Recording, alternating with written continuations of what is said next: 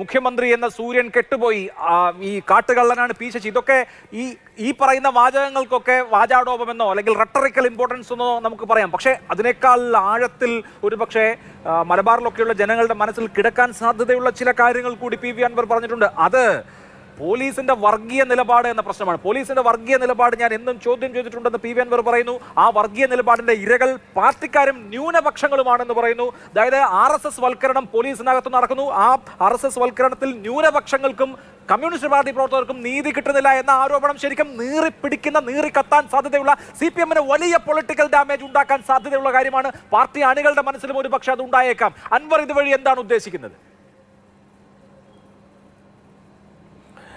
തീർച്ചയായും അൻവർ പറഞ്ഞ ആ കാര്യത്തിന് ഉപോത്ബലകമായി ഒട്ടേറെ തെളിവുകളുണ്ട്. DYFIയുടെ കണ്ണൂർ ജില്ലാ പ്രസിഡന്റിനെ കണ്ണൂരിൽ വെച്ച് വളഞ്ഞിട്ട് പിടിച്ച് പോലീസ് കൊണ്ടുപോയ സംഭവം വരെ വേണമെങ്കിൽ നമുക്ക് അതിനെ ഉദാഹരണമായി സൂചിപ്പിക്കുകയും ചെയ്യാം. പക്ഷേ ഇപ്പോൾ ഒരു പോലീസ് സ്റ്റേഷനിലും ഏതെങ്കിലും ഒരു പാർട്ടി നേതാവോ അല്ലെങ്കിൽ പാർട്ടി നേതൃത്വവുമായി ബന്ധപ്പെട്ട ആരെങ്കിലും റെക്കമെൻഡേഷനായിട്ടോ അല്ലെങ്കിൽ വേറെ കാര്യങ്ങളായിട്ടോ കയറുകയോ അന്വേഷിക്കുകയോ ചെയ്യുന്ന ഒരു കാഴ്ചയും നമുക്ക് ഒരിടത്തും ഇപ്പോൾ കഴിഞ്ഞ കുറേ കാലമായി കാണാനില്ല. കാരണം പോലീസ് വേറെ തന്നെ ഒരു പ്രത്യേക ഭരണ രീതിയിൽ പ്രവർത്തിക്കുന്ന, ചില കേന്ദ്രങ്ങളിൽ നിന്ന് കിട്ടുന്ന നിർദ്ദേശങ്ങൾക്കനുസരിച്ച് മാത്രം പ്രവർത്തിക്കുന്ന കേവലമായ ഒരു ഫോഴ്സായി മാറിയിട്ടുണ്ട്. ആ പോലീസ് ഫോഴ്സിന് സ്വാഭാവികമായ ഒരു ജനാധിപത്യ രാജ്യത്തിൽ ഉണ്ടായിരിക്കേണ്ട രാഷ്ട്രീയം അതിന് കൈവന്നിട്ടുണ്ട് എന്ന അൻവറിൻ്റെ ആരോപണം ഒരുപക്ഷെ പൊതുസമൂഹം വളരെ പെട്ടെന്ന് തന്നെ സ്വീകരിക്കും. കാരണം ഓരോ കേന്ദ്രത്തിലും ഓരോ പോലീസ് സ്റ്റേഷൻ പരിധിയിലുള്ള പാർട്ടികൾക്കും ആ അനുഭവം ഉണ്ടാകും എന്ന കാര്യത്തിൽ യാതൊരു തർക്കവുമില്ല. പക്ഷേ അതിനേക്കാളും പ്രസക്തമായി എനിക്ക് തോന്നുന്നത് അൻവറിൻ്റെ പിറകിൽ ആരാണ് അൻവറിൻ്റെ ഈ ഊർജം? എങ്ങനെയാണ് അൻവറിനെ ഇത്തരത്തിൽ മുഖ്യമന്ത്രിയെയും പാർട്ടി നേതൃത്വത്തെയും ഭരണത്തെയും എല്ലാം തന്നെ ഒരേ ഭാഷയിൽ അങ്ങേയറ്റത്തെ രീതിയിൽ വിമർശിക്കാനുള്ള ധൈര്യം എവിടെ നിന്ന് കിട്ടി എന്നുള്ളതാണ്. നമുക്കറിയാം, മുഖ്യമന്ത്രിയെ വിമർശിക്കുന്ന പേജിൽ ലൈക്ക് അടിച്ച ആൾക്കെതിരെ കേസെടുക്കുന്ന നാടാണ് നമ്മുടെ നാട്. അങ്ങനെ ഒരു നാട്ടിൽ മുഖ്യമന്ത്രിയെ വിമർശിക്കാൻ ആലോചിക്കുക പോലും ചെയ്യാൻ സാധ്യമല്ലാത്ത ഒരു നാട്ടിൽ ഒരു ദിവസം ഒരു 4:30 അദ്ദേഹം വന്നിരുന്ന് ഏതാണ്ട് 2 മണിക്കൂറിലധികം മുഴുവൻ സമയം അദ്ദേഹം പരിഹസിക്കുന്നു, പുച്ഛിക്കുന്നു, വാക്കുകൾ കൊണ്ട് സംസാരിക്കുന്നു, ശരീരം കൊണ്ട് സംസാരിക്കുന്നു. ആരാണ് അൻവറിന്റെ പിൻബലം എന്ന് നമ്മൾ ആലോചിക്കുമ്പോൾ അല്ലെങ്കിൽ അങ്ങനെ ആലോചിച്ചു പോകുമ്പോൾ നോക്കൂ, അദ്ദേഹം ഇന്നിപ്പോൾ മുസ്ലിം ലീഗിനെയും കടന്നാക്രമിച്ചിട്ടുണ്ട്, കോൺഗ്രസിനെയും കടന്നാക്രമിച്ചിട്ടുണ്ട്. കുഞ്ഞാലിക്കുട്ടിയെ നെക്സസ് ഉണ്ട് എന്നാണ് ആരോപിച്ചത്. അതായത് എല്ലാ പാർട്ടികളിലെയും ഏറ്റവും ഉന്നതരായ നേതാക്കൾ തമ്മിൽ ഒരു നെക്സസ് ഉണ്ട്. അതുകൊണ്ടാണ് സതീശൻ മിണ്ടാത്തത്. കുഞ്ഞാലിക്കുട്ടി സാഹിബ് ഇങ്ങനെ എന്ന് പറഞ്ഞ് കുഞ്ഞാലിക്കുട്ടിയെ പരിഹസിക്കുന്നത് നമ്മൾ കണ്ടു. അപ്പോൾ ലീഗിലേക്ക് പോകാനോ കോൺഗ്രസിലേക്ക് പോകാനോ BJP-യിലേക്ക് പോകാനോ ഉള്ള പ്ലാൻ പി വി അൻവറിനില്ല. അപ്പോൾ അദ്ദേഹം ഞാനൊരു സ്വതന്ത്രൻ അല്ലെങ്കിൽ ഒരു പൊതുസമൂഹത്തിൽ നിൽക്കുന്ന ആൾ എന്നുള്ള നിലയിലുള്ള അറ്റാക്കിനാണോ ഉദ്ദേശിക്കുന്നത്?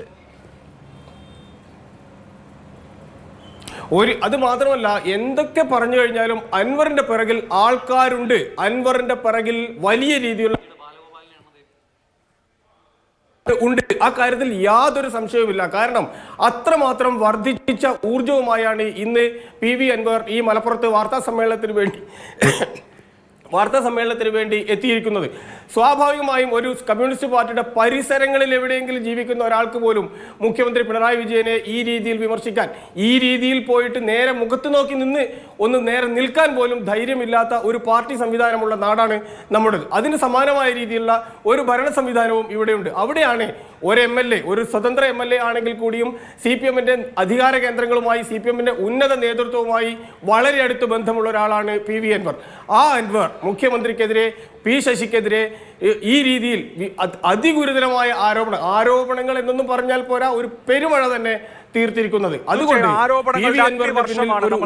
മുഖ്യമന്ത്രിയെ എല്ലാ അർത്ഥത്തിലും കടന്നാക്രമിച്ചിരിക്കുന്നു എന്ന് പറയാം. മുഖ്യമന്ത്രിയെ എല്ലാ അർത്ഥത്തിലും കടന്നാക്രമിച്ചിരിക്കുന്നു. മുഖ്യമന്ത്രിയുടെ ലെഫ്റ്റനന്റുമാരെയെല്ലാം, ADGP MR അജിത് കുമാറിനെ, പൊളിറ്റിക്കൽ സെക്രട്ടറി പി ശശിയെ, മുഹമ്മദ് റിയാസ് എന്ന മന്ത്രിയെ, പാർട്ടി സെക്രട്ടറി MV ഗോവിന്ദൻ മാസ്റ്ററെ, അങ്ങനെ സമഗ്രമായി ഒരു തരത്തിൽ മുഖ്യമന്ത്രിയെ വളഞ്ഞിട്ട് ആക്രമിച്ചിരിക്കുന്നു പി വി അൻവർ എന്ന് പറയാം. എതിർ രാഷ്ട്രീയ കക്ഷികളിലേക്കും അദ്ദേഹത്തിന്റെ ചോദ്യം നേരിട്ടുണ്ട്. ഇതൊരു നെക്സസ് ആണ്, ഇതൊരു അവിശുദ്ധ സഖ്യമാണ്. എന്തുകൊണ്ടാണ് പ്രതിപക്ഷം ഈ വിഷയം ഏറ്റെടുക്കാത്തത് എന്ന ചോദ്യം കൂടി പി വി അൻവർ എന്ന നിലമ്പൂരിന്റെ MLA ചോദിക്കുന്നു. സ്ഫോടനാത്മകമാവുകയാണ്. അനിതര സാധാരണമായ ഒരു പരിസരം കേരള രാഷ്ട്രീയത്തിൽ ഉരുത്തിരിയുകയാണോ എന്ന് സംശയിക്കേണ്ടിയിരിക്കുന്നു.